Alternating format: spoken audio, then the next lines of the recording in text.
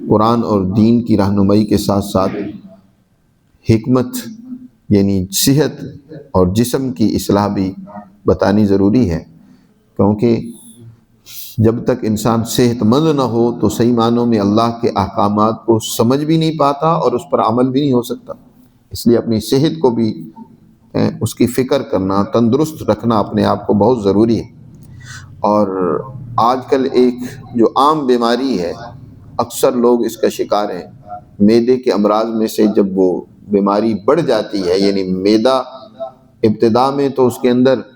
تیزابیت پیدا ہوگی، ایسیڈٹی اس سے آغاز ہوتا ہے، پھر بڑھتے بڑھتے بسا اوقات معدے میں زخم پیدا ہو جاتے ہیں، جس کو السر بھی کہتے ہیں، ایچ پیلوری کی تکلیف اور بیماری بھی کہتے ہیں، اور جس کے بعد انسان کے لیے کچھ کھانا بھی مشکل ہوتا ہے، اور ہر وقت پیٹ میں درد یا کچھ کھائے تو اس کے بعد درد محسوس ہوتا رہتا ہے، اور جلن ہوتی ہے، اور جسم اپھارے کی طرح ہے، وہ غبارے کی طرح بھاری پن اور تکلیف اس سے محسوس ہوتی رہتی ہے۔ تو بہت سی سادہ سا اور آسان گھریلو ایک علاج بتلاتا ہوں، آپ حضرات اس پر عمل کریں، انشاءاللہ اللہ کے فضل سے ضرور فائدہ ہوگا۔ یہ معدے میں السر ہو جائے، زخم ہو جائے، ایچ پیلوری کی تکلیف ہو جائے، یا اسی طرح جلن ہو، ان سب میں فائدہ مند ہے۔ کرنا کیا ہے؟ 4 چیزیں لینی ہیں 3 چیزیں تو عام ہیں، گھروں میں بھی موجود ہوتے ہیں، ہلدی، ملٹھی اور سونف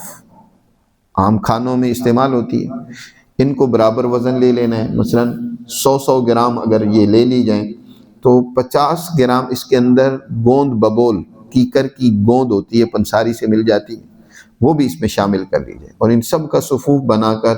1 چمچ عمر کے اعتبار سے، اگر کم عمر ہے تو آدھی چمچ، نہیں تو 1 چمچ صبح دوپہر شام استعمال کریں۔ انشاءاللہ چند دن کے استعمال سے ہی یہ معدے کے زخم بھی ٹھیک ہو جائیں گے اور جلن بھی ختم ہو جائے گی۔ دعاؤں میں یاد رکھنا اپنے دوست حکیم عثمان غنی کو۔ شکریہ۔